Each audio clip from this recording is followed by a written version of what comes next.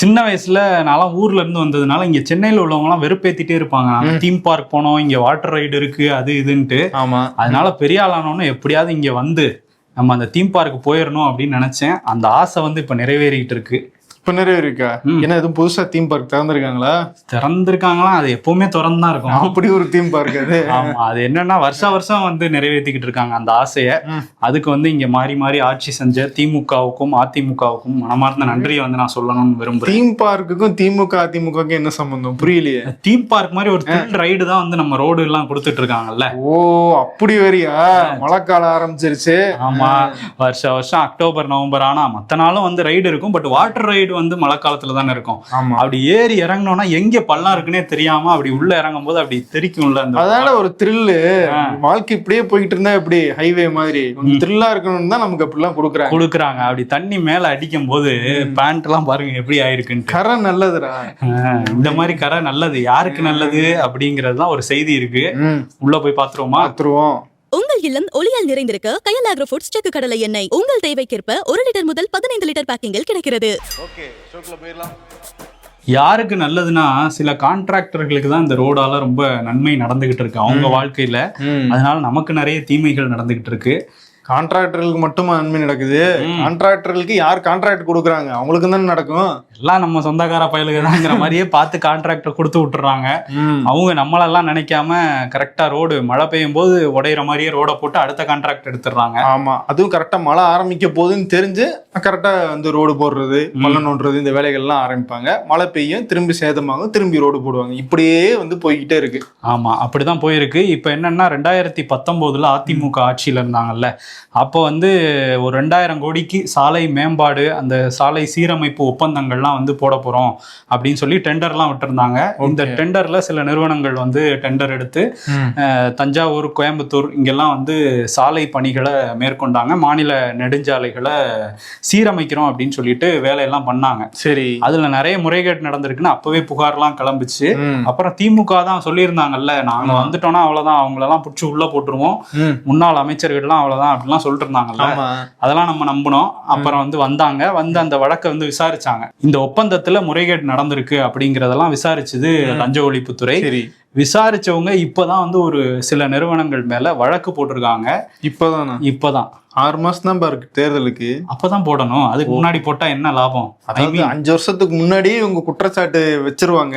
ஆனா அதுல வழக்கு பதிகிறதுக்கு 5 வருஷம் ஆகுது. ஆமா, கொஞ்சம் விசாரிக்கணும்ல, என்ன நடந்துச்சு, ரோடு எப்படி இருக்கு, ஒரு தடவை போய் பார்த்திருப்பாங்க அந்த ரோட்ல. இப்போ பிரமாதமான விசாரணை. ஆமா, இதுல வந்து யார் இப்ப ஒரு 4 நிறுவனங்கள் மேல போட்டிருக்காங்க. இது வந்து யாருக்கு நெருக்கமான நிறுவனங்கள் அப்படின்னா, எடப்பாடி பழனிசாமி அவர் தான் நெடுஞ்சாலைத்துறையெல்லாம் ஒரு தடவை வச்சிருந்தாரு, கையில அமைச்சரவையெல்லாம் வச்சிருந்தாரு. ஸோ அதே மாதிரி SP வேலுமணி அவர் நகராட்சி துறையை வச்சிருந்தாரு. ஸோ இவங்களுக்கு நெருக்கமான நிறுவனங்களுக்கு தான் டெண்டர் கொடுக்கப்பட்டிருக்கு. அந்த டெண்டர் வாங்கின நிறுவனங்களால ஒரு 20 கோடி ரூபா வரையும் மோசடி நடந்திருக்கதா இப்போ வந்து கண்டுபிடிச்சு அவங்க மேலெல்லாம் வழக்கு பதிவு பண்ணியிருக்காங்க. அது எந்தெந்த நிறுவனம் அப்படின்னா, RR infra, JSV infra, KCB engineers அப்படிங்கிற இந்த நிறுவனங்கள் மேலலாம் வழக்கு பதிவு பண்ணியிருக்காங்க. ஓகே, வழக்கே இப்பதான் பதிவு பண்ணியிருக்காங்க. நடவடிக்கை எல்லாம் இன்னும் டைம் ஆகும் போல இருக்கு. தேர்தல் நேரத்துல தான் இந்த வழக்கு சூடு பிடிச்சிருக்கு. ஸோ இவங்களுக்கு நெருக்கமான நிறுவனங்கள்லாம் முடக்கி இருக்கிறதுனால திமுகக்கு ஏதாவது லாபம்னு நினைக்கிறாங்களோ என்னமோ பார்ப்போம். பூம்புகார் தொடங்கி இடுக்கியில் இருக்கக்கூடிய மங்களாதேவி கண்ணகி கோயில் வரை கண்ணகி அவர்கள் பயணித்த அந்த வழித்தடத்துல ஒரு பயணம் போனா எப்படி இருக்குங்க? நினைச்சு பார்த்தாலே செம்மையா இருக்கு இல்லைங்களா? அப்படியான ஒரு பயணம் தான் நம்முடைய நட்சத்திர எழுத்தாளரான திரு இரா முருகவேல் அவர்கள் எழுதிய மிளிர்கள் நாவல்ங்க. சமகால அரசியலை சிலப்பதிகார பின்னணியில விரிவாக பதிவு செய்யப்பட்ட ஒரு முக்கியமான நாவல்ங்க. இந்த நாவல் தான் தற்போது ஆடியோ வடிவிலும் இருக்கு. நம்முடைய விகடன் ஆப்பை டவுன்லோட் பண்ணுங்க. ஆடியோ வடிவில் இந்த சூப்பரான மிளிர்கள் நாவலை, இந்த பயணத்தை என்ஜாய் பண்ணுங்க. விகடன் ஆப்பை டவுன்லோட் செய்வதற்கான அந்த லிங்க் கமெண்ட் செக்ஷன்ல இருக்குங்க. தவறாம டவுன்லோட் பண்ணிடுங்க. முன்ன சொன்னது போலத்தான் என்ஜாய் பண்ணுங்க இந்த பயணத்தை. தமிழ்நாட்டினுடைய சட்டம் ஒழுங்கு டிஜிபி இப்போ வந்து முழு நேரத்துல இல்ல, ஒரு தற்காலிக டிஜிபியாக தான் இருக்காரு. பார்ட் டைமா தான் பார்த்துட்டு இருக்காரு, மற்ற பொறுப்புகளோட சேர்த்து. ஒரு முழு நேர டிஜிபியை நியமிக்கிறதுல என்ன பிரச்சனை அப்படின்னு எடப்பாடி பழனிசாமி தொடர்ந்து கேட்டுக்கிட்டே இருக்காரு. சட்டமன்ற தேர்தல் வரப்போகுது, அந்த தேர்தலில் உங்களுக்கு தேவையான ஒரு ஆளை வந்து டிஜிபியா போட்டீங்கன்னா அந்த நேரத்தில் உங்களுக்கு ஏதாவது ஹெல்ப் பண்ணுவாரு அப்படிங்கிற காரணத்துக்காக தான் இப்போ இவரை வந்து தற்காலிகமாக போட்டு யாரை முழு நேரமா போடணுமோ அவரை வந்து பெண்டிங்ல வச்சிருக்கீங்க அப்படிங்கிற ஒரு குற்றச்சாட்டு வைக்கிறாரு. எடப்பாடி சொன்னா அது கரெக்டா தான் இருக்கும். ஏன்னா அவரும் முதல்வரா இருந்திருக்காரு. 2021 இதே தான் பண்ணிருப்பாருன்னு நினைக்கிறேன். இன்னொன்னு அவர் சிறப்பு டிஜிபி எல்லாம் போட்டு அவர் சிறப்பா ஒரு விஷயம் பண்ணி கேஸ் வரையும் போச்சு. அது வேற ஒரு பெரிய கேஸ் அது. இப்ப என்னன்னா அமைச்சர் ரகுபதி ஒரு விளக்கம் கொடுத்திருக்காரு. எடப்பாடி பழனிசாமி உண்மை தெரியாம பேசிட்டு இருக்காரு. முதல்ல வழக்கு ஒண்ணு இருந்துச்சு, அதனாலதான் எங்களால டிஜிபியை நியமிக்க முடியாம போச்சு அப்படின்னாரு. இப்ப வந்து நாங்க ஒரு பட்டியலை யூபிஎஸ்சிக்கு அனுப்பியிருக்கோம் மத்திய அரசுக்கு. அவங்க வந்து எங்களோட கலந்து ஆலோசிச்சு ஒரு 2-3 பேரை சஜஸ்ட் பண்ணுவாங்க, அதை தான் சூஸ் பண்றது வழக்கம். ஆனா இந்த தடவை யூபிஎஸ்சி அவங்க யாரையோ வந்து திணிக்க நினைக்கிறாங்க. தமிழ்நாட்டுக்குள்ள அவங்க விரும்புற ஆட்களை வந்து டிஜிபி ஆக்கணும்னு நினைக்கிறாங்க. அவங்க வந்து பாஜக அரசு வந்து என்ன நினைக்கிறாங்கன்னா, நமக்கு ஒருத்தர் சாதகமா இருந்தா நமக்கு ஈஸியா இருக்கும் எலெக்ஷன் அப்ப நினைக்கிறாங்க போல. திமுக நமக்கு சாதகமா இருந்தா நமக்கு ஒருத்தர் நல்லா இருக்கும் நினைக்கிறாங்க. புரியல, டிஜிபின்றவர் வந்து மாநிலத்தினுடைய சட்டம் ஒழுங்கை காக்க வேண்டிய ஒரு கடமையில இருக்கவர். அவர் எப்படி இந்த கட்சிகளுக்கு எல்லாம் ஹெல்ப் பண்ணுவாரு? அது என்னன்னா தேர்தல் டைம்ல தேர்தல் ஆணைய கண்ட்ரோல்ல போயிடும். ஸோ அதிகாரிகள் அவங்க தான் வந்து டீல் பண்ணுவாங்க. ஸோ அவங்க டீல் பண்ணும்போது தேர்தல் ஆணையம் நடுநிலையானதுதாங்கும் போது நம்ம அதை பத்தி யோசிக்க வேண்டியதில்லை. இருந்தா கூட புரியுது, நீ என்ன சொல்ல வரும் புரியுது. இப்போ அமைச்சர் ரகுபதி என்ன சொல்றாரு, பாஜக வந்து அவங்களுக்கு தேவையான ஒரு ஆளு டிஜிபியா போட்டு தமிழ்நாட்டை முடக்க நினைக்கிறாரு அப்படிங்கிற ஆங்கிள் அவர் ஒரு பதில் சொல்லியிருக்காரு. தீபாவளியொட்டி படங்கள் கலெக்ஷன் மாதிரி டாஸ்மாக் கலெக்ஷன் வந்து வெளியிடுவாங்கல்ல. ஆமா, அது வந்து வெற்றிகரமா 789 கோடி வரையும் கலெக்ட் பண்ணியிருக்கான் அந்த 3 நாள்ல, சனி ஞாயிறு திங்கள். இதுல எப்பவும் போல மதுரை அவங்க தான் நம்பர் 1. 170 கோடிக்கு வந்து அங்க மதுரை மாவட்டத்துல விற்பனை ஆயிருக்கு. மதுரைக்கு எவ்வளவோ ஹைலைட்ஸ் இருக்கு, அதோட இதுவும் சேர்ந்துருச்சு. இப்ப இதையும் சேர்த்திருக்காங்க. அதே மாதிரி 2வது இடத்துல சென்னை 158 கோடி. இந்த மாதிரிலாம் போயிட்டு இருக்கு. போன வாட்டி தீபாவளியோட இந்த வாட்டி ஒரு 30 கோடி அதிகமா நாங்க கலெக்ட் பண்ணியிருக்கோம்லாம் டாஸ்மாக் அதிகாரிகள். எனக்கு என்ன சந்தேகம்னா, அந்த 1 ட்ரில்லியன் பொருளாதாரத்தை அடைவோம்னு முதலமைச்சர் பேசுறாரு, அதுல டாஸ்மாக் எல்லாம் சேர்த்துதான் இருக்குமா? எல்லாம் சேர்த்து தானே வருமானம் எதெல்லாம் மாநில கஜானாக்கு வருதோ அதெல்லாம் சேர்த்து. போற வேகத்தை பார்த்தா 2 ட்ரில்லியன் கூட போலாம் போல இருக்கு. ஆமா, அந்த அளவுக்கு. அதுக்கு வருஷம் பூரா தீபாவளி வரணும்ல, வராது. இது மாதிரி ஒரு டார்கெட் வச்சு போயிட்டு இருக்காங்கல்ல. இதை இப்ப எதிர்கட்சிகள்லாம் கேள்வி கேட்கறாங்க. அன்புமணி வந்து என்ன கேட்கிறாரு அப்படின்னா, இதுதான் அதாவது சாராயம் வித்து சாதனை படைச்சதுதான் திராவிட மாடல் அரசோட சாதனையா அப்படிங்கிற மாதிரிலாம் கேட்டிருக்காரு. இன்னொரு பக்கம் நயினார் நாகேந்திரன் அவர் வந்து இது வந்து ஒரு பக்கம் மக்கள் மழையில அவதிப்பட்டு இருக்காங்க, இந்த பக்கம் சாராயம் வித்துட்டோம் சாதனை பண்ணிட்டோம்னு பேசுறதெல்லாம் வெக்கக்கேடானது அப்படின்னு வந்து அவர் சொல்லிட்டு இருக்காரு. பட் இந்த 789 கோடி கலெக்ஷன் வந்து அந்த பாட்டிலுக்கு 10 ரூபா சேர்த்து தான் வருதா இல்ல சேர்க்காம வருதா அது தெரியலையே. அது பில்லிங்ல வருமா? அது வராதுன்னு நினைக்கிறேன். அது வேற கணக்கா இருக்கும். இன்னொரு பக்கம் வந்து சீமான் ஒரு கேள்வியை கேட்டிருக்காரு. நம்ம நேத்து வீடியோல பேசியிருந்தோம், தஞ்சையில வந்து நெல் கொள்முதல்ல பிரச்சனை இருக்கு, நெல் எல்லாம் மழையில நனைஞ்சு முளைச்சு வீணா போய்கிட்டு இருக்கு, விவசாயிகள்லாம் அழுகுறாங்க அப்படின்னு சொல்லி நம்ம பேசியிருந்தோம். அதையே தான் அவரும் வந்து சுட்டி காட்டி பேசுறாரு. உங்களால் நெல்லை கொள்முதல் பண்ண மாட்டீங்க, அதை வந்து பதப்படுத்தி அதை சரியா சேஃபா வைக்கிறதுக்கு ஒரு குடோன் சரியா அமைக்க மாட்டீங்க, ஆனா அதெல்லாம் பண்ணாம ஆந்திராவில இருந்து அரிசி இறக்குமதி பண்ணி இங்க விற்க அனுமதிச்சிட்டு இருக்கீங்க, இதுதான் திராவிட மாடல் அரசான்னு கேட்கிறாரு. அது மட்டும் இல்ல, திடீர்னு பேனா சிலை வைக்கிறேங்கிறீங்க, உங்க அப்பா பேர்ல ஜல்லிக்கட்டு அரங்கம் கட்டுறேன் அப்படிங்கிறீங்க, அதை கட்டுறேன் இதை கட்டுறேன்னு சொல்றீங்க, அதுக்கெல்லாம் பணம் இருக்கு, இந்த நெல்லை வந்து சேமிச்சு வைக்கிறதுக்கு ஒரு குடோன் கட்டவங்க கிட்ட பணம் இல்லையா அப்படிங்கிற கேள்வியும் சீமான் வச்சிருக்காரு. நியாயமான கேள்விதான். ஏன்னா குடோன்ல இடம் இல்லைன்னு சொல்றாங்க, குடோன் கட்டுறது என்ன அவ்வளவு பெரிய விஷயமா அப்படின்னு சீமான் கேட்கிறாரு. இன்னொரு விஷயம் என்ன, தமிழ்நாடு அரசு 2023 இருந்து அறிவிச்சாரு, முதலமைச்சர் வந்து என்ன அறிவிச்சாருன்னா, வைக்கம் விருது வந்து நாங்க கொடுப்போம். சாதிய ஒடுக்குமுறையை எதிர்த்து தந்தை பெரியார் வந்து வைக்கம்ல போய் போராட்டம்லாம் நடத்தினாரு, அந்த நினைவா இந்த விருது வந்து ஆண்டுதோறும் கொடுக்கப்படும் சொல்லியிருந்தாரு. இப்போ 2025க்கு எழுத்தாளர் தேன்மொழி சவுந்தரராஜன், இவங்க வந்து அமெரிக்கால கலிபோர்னியால வசிக்கிறாங்க. இவங்க இந்திய அமெரிக்க மக்கள் ஒடுக்கப்படும் போதெல்லாம் அதை எதிராக வந்து குரல் கொடுக்கறது, அதை பற்றி எழுதுறது, சமூக ஆர்வலராகவும் நிறைய பணிகள் வந்து பண்ணியிருக்காங்க. ஸோ இவங்களுக்கு இந்த விருது இந்த ஆண்டு அப்படின்னு சொல்லியிருக்காங்க. ஓகே, ஸோ அவங்களுக்கு வாழ்த்துக்களை சொல்லிக்கலாம். அதிமுகவில் யாரை கேட்டாலும் அடுத்த முதல்வர் எடப்பாடியார் தான், அதில் சந்தேகமே இல்லைங்க. சும்மா தேர்தல்லாம் ஒரு சம்பிரதாயத்துக்கு தான் நடக்குது, டக்குன்னு மக்கள் தூக்கி அவரை அந்த சேர்ல உட்கார வச்சிருவாங்க. அந்த அளவுக்கு போயிருச்சா?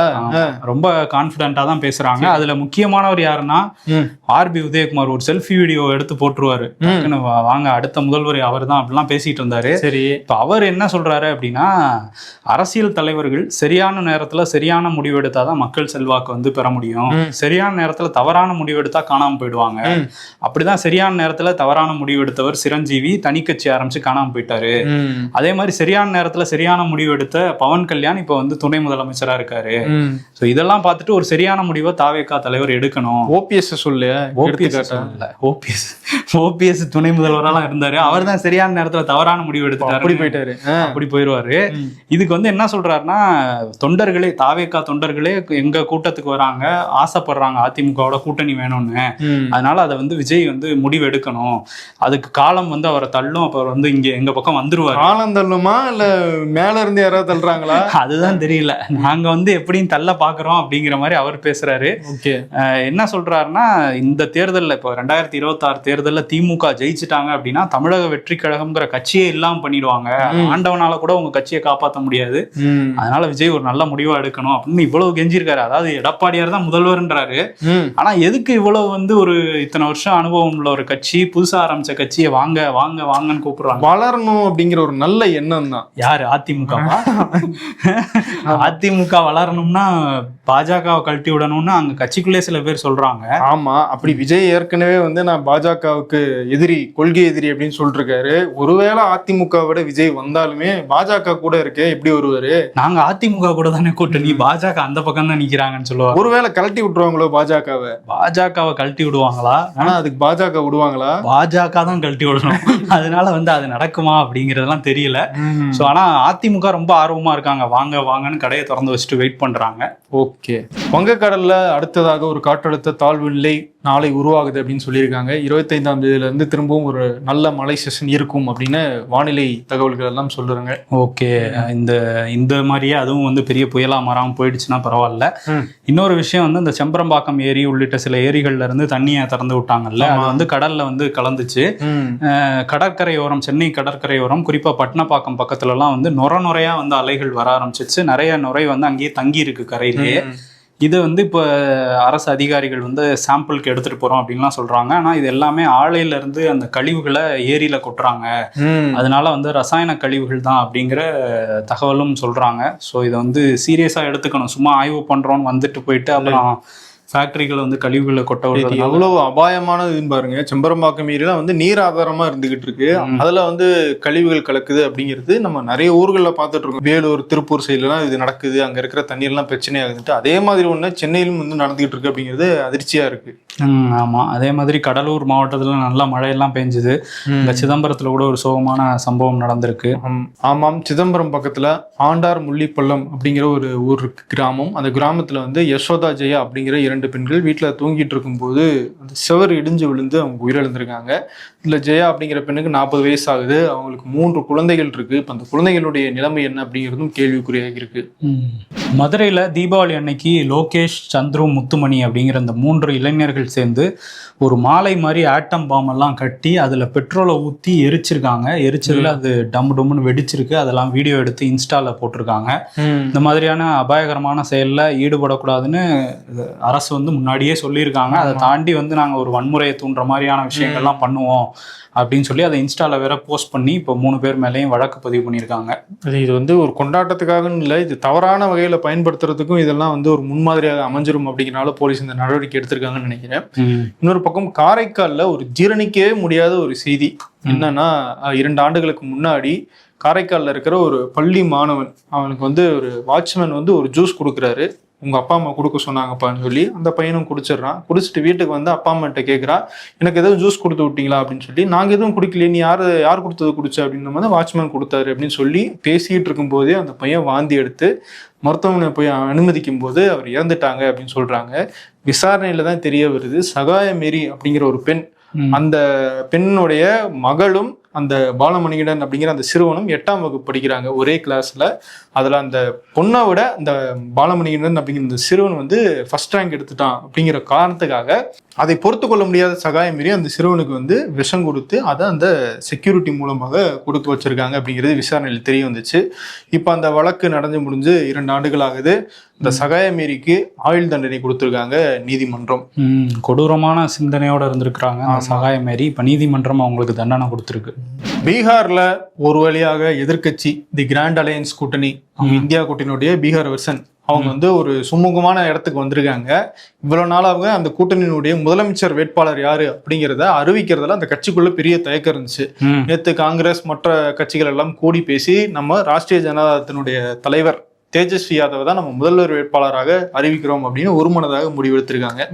ஆமா, இதை இன்னைக்கு வந்து அசோக் கெலாட் ஒரு பிரஸ் மீட் வச்சு அறிவிச்சிருக்காரு. அந்த பிரஸ் மீட்ல பின்னாடி ஒரு போஸ்டர் வச்சிருந்திருக்காங்க, ஒரு பெரிய பேனரு. அதுல தேஜஸ்வி படம் மட்டும் தான் இருந்திருக்கு. எங்க தலைவர் ராகுல் படம் எங்கன்னு இப்பவே பிரச்சனையை திரும்பியும் ஆரம்பிச்சிருக்காங்க காங்கிரஸ் தொண்டர்கள். சோ இந்த பிரச்சனை ஓயாது போல அவங்க கூட்டணிக்குள்ள. இதுக்கடையில இந்த முதல்வர் வேட்பாளர் மாதிரியே துணை முதல்வர் வேட்பாளர் தான் அறிவிச்சிருக்காங்க இந்தியா கூட்டணியில இருந்து. அளவுக்கு வந்து இப்ப பிரச்சனை போயிருக்குன்னு அர்த்தம். ஆமா, இதெல்லாம் பேசி நம்ம வந்து அந்த பிரச்சனையெல்லாம் மறக்க வைப்போம்னு சொல்லிட்டு இப்ப முகேஷ் சஹானி அப்படிங்கிறவரை அறிவிச்சிருக்காங்க. இவர் விகாஸ் ஷீல் இன்சான் பார்ட்டின்னு ஒரு கட்சி வந்து அங்க நடத்திட்டு இருக்காரு. இவர் முன்னாள் அமைச்சரா என்டிஏ கவர்மெண்ட்ல அமைச்சரெல்லாம் கூட இருந்திருக்காரு. இப்ப இந்தியா கூட்டணியில இருக்காரு. இவர் அறிவிச்சிருக்காங்க. இன்னொரு டெபுட்டி சிஎம்மும் இருக்காங்க. அது வந்து நாங்க தேர்தல் வெற்றிக்கு அப்புறம் அறிவிப்போம்னு அசோக் கெலாட் வந்து சொல்றாரு. ஓகே, ஜெயிச்சா பாத்துக்கலாம்னு அது வச்சிருக்காங்க போல.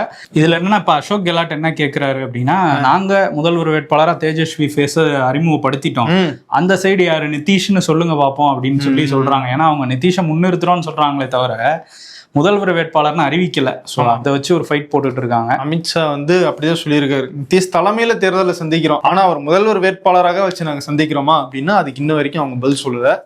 ஆமா, இன்னொரு பக்கம் யூபியில ஒரு கொடூரமான ஒரு ரொம்ப மிருகத்தனமான ஒரு சம்பவம் வந்து நடந்திருக்கு. அது மிருகங்கள் கூட அப்படிலாம் பண்ணாதுன்னு சொல்ற மாதிரியான ஒரு சம்பவம் தான். என்ன அப்படின்னா, அங்க கக்கோரி அப்படிங்கிற ஒரு கிராமம் இருக்கு லக்னோ பக்கத்துல.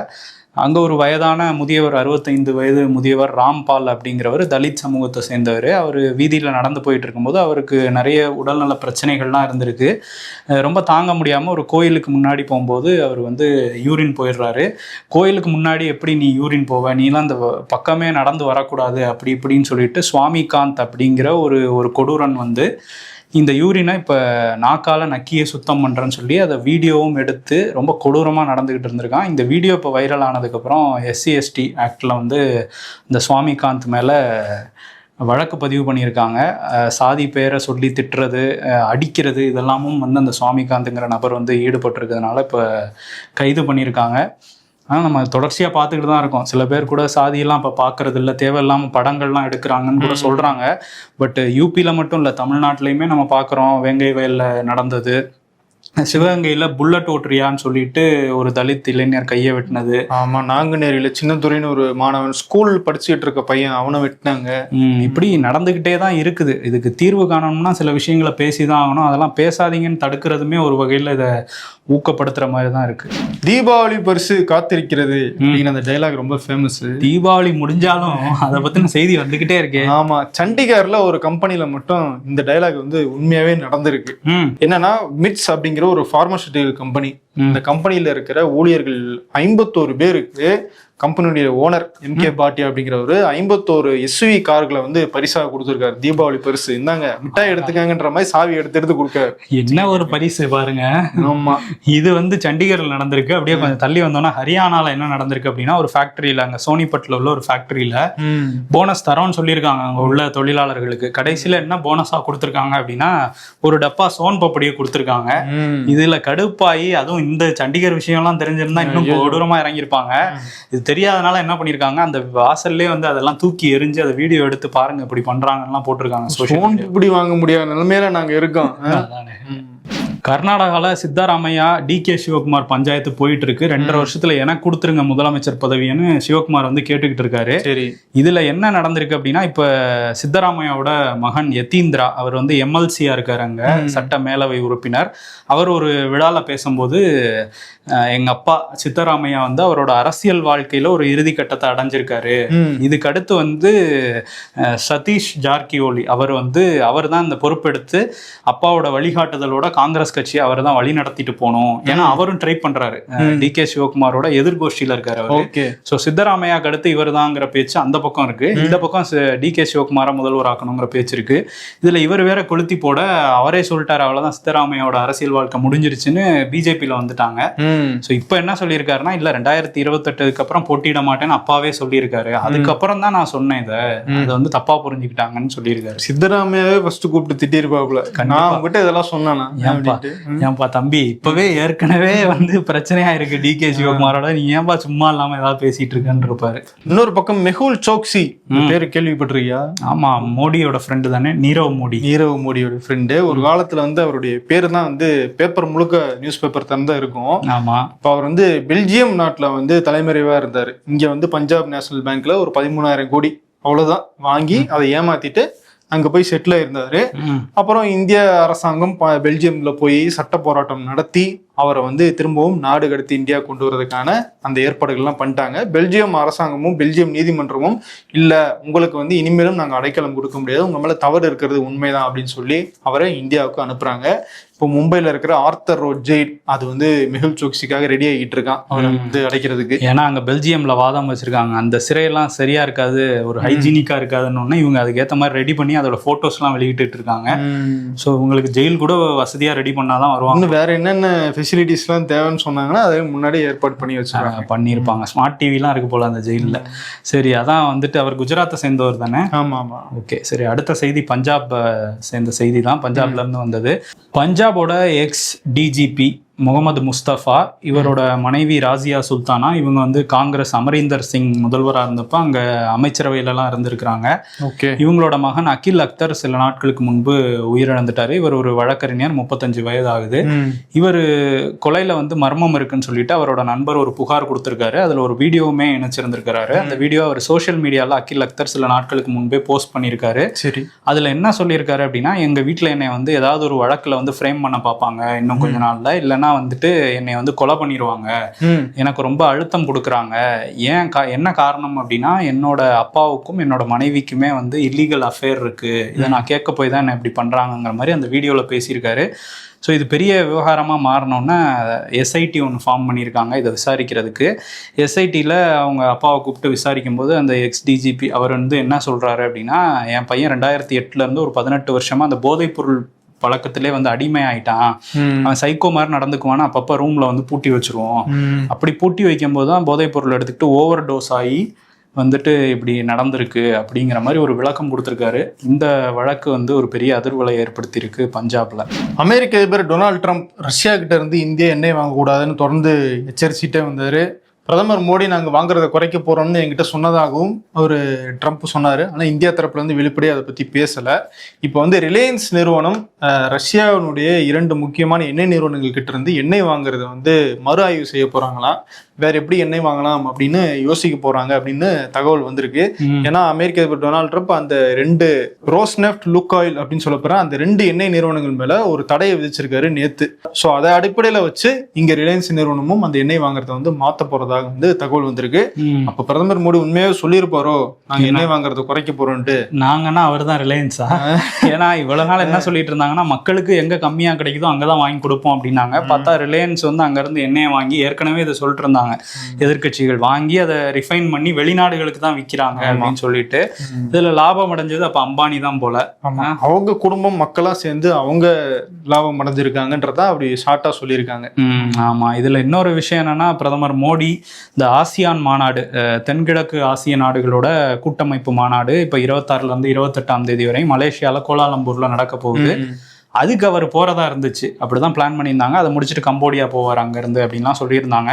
இப்ப திடீர்னு விர்ச்சுவலா தான் கலந்துக்க போறாரு, ஆன்லைன்ல அது வீடியோ வழியா காணொலி வழியா தான் கலந்துக்குவாரு அப்படின்னு சொல்லியிருக்காங்க. அப்படி ஜெய்சங்கர் வந்து அனுப்பிச்சு வைக்கிறாங்களாம். சரி, ஏன் அப்படின்னு விசாரிக்கும் போது அது பீகார் எலெக்ஷன் இருக்கு, மக்கள் பணி இருக்கு அப்படிலாம் ஒரு உருட்டுனா கூட ஃபிளைட்ல போகும்போது மக்கள் பணி பார்ப்பான், பீகாரை பார்க்க முடியாதுல்ல. ஆனா அந்த 3 நாள்ல ஒன்னும் ஆயிட போறது இல்லை. அங்க போனா வந்து நிறைய உலக தலைவர்களை சந்திச்சு இன்னும் பெரிய ஒரு உலக தலைவரா மாறலாம், விஸ்வகுருவா. பட் என்ன சொல்றாங்கன்னா, ட்ரம்ப் வராராமா. அதுதான் காங்கிரஸ்ல சொல்றாங்க. ட்ரம்ப் வராருன்னா அவரை ஃபேஸ் பண்ண தைரியம் இல்லாம இவர் வந்து போகல. நம்ம ஏதாவது சொல்ல போக நான் இதான் சொன்னேன்னு அவர் வேற எதையாவது வெளியே சொல்லிட்டாருன்னு வைங்க, அதனால சொல்லாமலே அவர் ஏதாவது சொல்லிட்டு இருக்காரு. நம்ம நேர்ல போய் இன்னும் பிரச்சனை ஆயிடக்கூடாதுன்னு சொல்லிட்டு அந்த ட்ரேட் டாக்ஸ் எல்லாம் முடிகிற வரையும் சந்திக்க வேணாம்னு ஒரு முடிவு எடுத்திருக்காரு போல. ஓகே. நாமக்கல் மாவட்டத்தில் இருக்கிற சேந்தமங்கலம் தொகுதியினுடைய எம்எல்ஏ பொன்னுசாமி, திமுகவை சேர்ந்தவர், அவர் உடல்நலக்குறைவால உயிரிழந்திருக்காரு. அவருக்கு வயது 74. ஸோ முதல்வர் உட்பட அனைவரும் இரங்கல் தெரிவிச்சிட்டு இருக்காங்க. இன்னொரு பக்கம் வந்து சபேஷ் முரளி, நம்ம வந்து நிறைய படங்கள்ல இந்த சகோதரர்கள் போட்ட இசையெல்லாம் நம்ம கேட்டிருப்போம். தேனிசை தென்றல் தேவாவோட சகோதரர் தான் இந்த சபேஷ் அப்படிங்கிறவர். இவரும் அவர் சகோதரர் முரளியும் சேர்ந்து தான் எல்லா படத்துக்கும் மியூசிக் போட்டிருக்காங்க. தவமாய் தவம் இருந்து 23ஆம் புலிகேசி, இந்த மாதிரி நிறைய படங்களுக்கு வந்து போட்டிருக்காங்க. இப்போ சபேஷ் வந்து உடல்நலக்குறைவு காரணமாக அவருமே வந்து மறைஞ்சிருக்காரு. அவருக்கு வயசு வந்து 68 ஆகுது. 2 பேருக்குமே நம்மளும் இரங்கலை பதிவு பண்ணிக்கலாம்.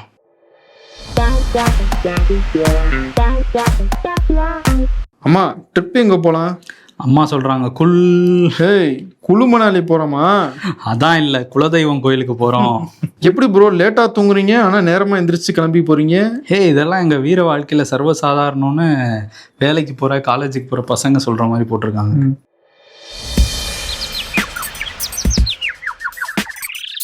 இதெல்லாம் உன் நல்ல மனசுக்கு நல்லதே நடக்கும்னு சொன்னவங்க லிஸ்ட் சார். ரொம்ப பெருசா இருக்கு லிஸ்ட். இன்னும் முடியற மாதிரி தெரியல மாமா. என்னது மழையா? மழையா? முறுக்கு மாமா. தீபாவளி பலகாரம் முடியற மாதிரி தெரியலன்றாங்க.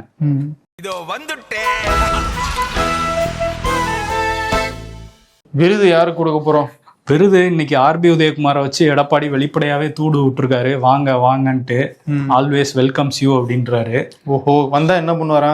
நம்பி வாங்க, சந்தோஷமா போங்கன்றாரு. நீங்க வந்து பவன் கல்யாண் துணை முதலமைச்சர் ஆயிருக்காரு சரியான முடிவு எடுத்து அப்படின்னா, அப்ப துணை முதலமைச்சர் கொடுக்க தயாரா இருக்காங்களா ஓஹோ அப்படிங்கிற கேள்வி வருது இல்ல.